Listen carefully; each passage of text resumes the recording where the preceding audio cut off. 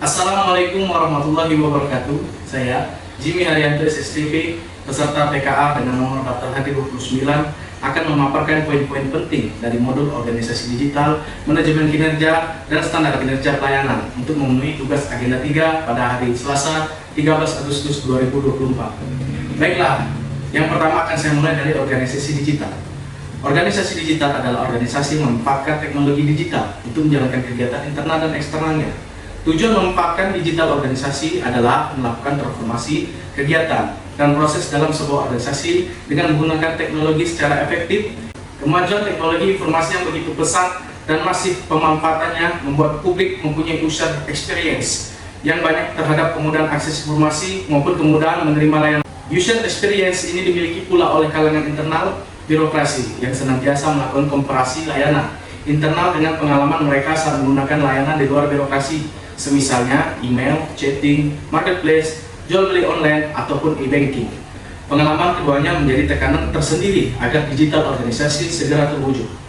Apa tujuannya untuk kita mengetahui organisasi digital ini dan apa manfaatnya bagi kita semua? Akan kita semua sebagai peserta dapat memahami pengertian government proses engineering, menjelaskan konsep digital organisasi, dan memahami proses penerapan digital organisasi. Adapun materi pokok yang kita sebagai peserta perlu pahami ada beberapa. Yang pertama, 1. Government Processing Engineering. Salah satu pendekatan yang digunakan untuk melakukan perbaikan proses secara berkesinambungan adalah Business Process Re-Engineering atau BPR, atau juga dikenal dengan rekayasa ulang proses bisnis. 2.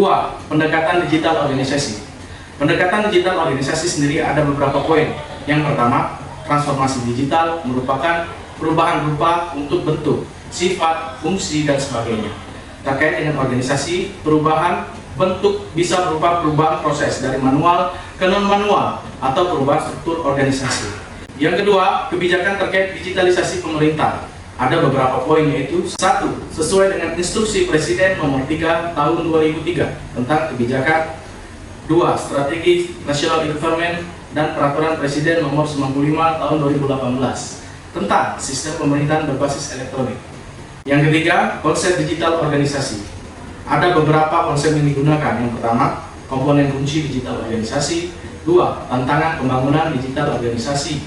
Untuk memastikan pembentukan digital organisasi berjalan efektif, salah satu parameter pentingnya adalah optimalisasi penggunaan teknologi.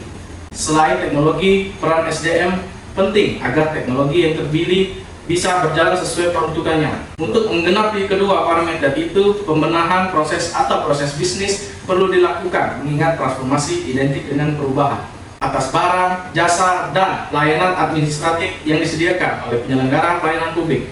Tujuan terbentuknya standar kinerja pelayanan sendiri tak lain adalah untuk mengatasi masalah-masalah seperti proses yang berbelit-belit, prosedur yang panjang, waktu pelayanan yang lama dan tidak transparan. Maka diperlukan suatu perbaikan konkret dalam proses pelayanan publik. Selanjutnya, kami akan menyampaikan review tentang manajemen kinerja. Manajemen kinerja secara sederhana, manajemen kinerja dapat dimaknai sebagai gaya manajemen yang mengintegrasikan dan memanfaatkan informasi kinerja dalam proses pengambilan keputusan. Manajemen kinerja dapat dimaknai sebagai gaya manajemen yang mengintegrasikan dan memanfaatkan informasi kinerja dalam proses pengambilan keputusan.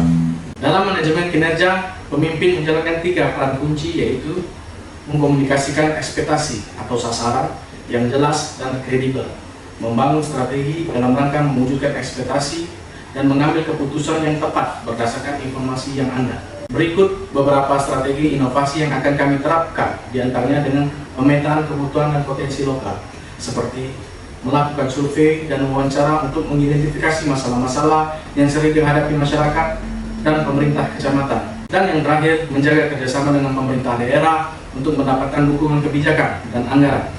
Dengan pihak swasta, membangun kemitraan dengan perusahaan teknologi untuk mendapatkan akses teknologi terbaru dan keahlian. Libatkan masyarakat dalam proses perencanaan, pengembangan, dan pemanfaatan teknologi digital.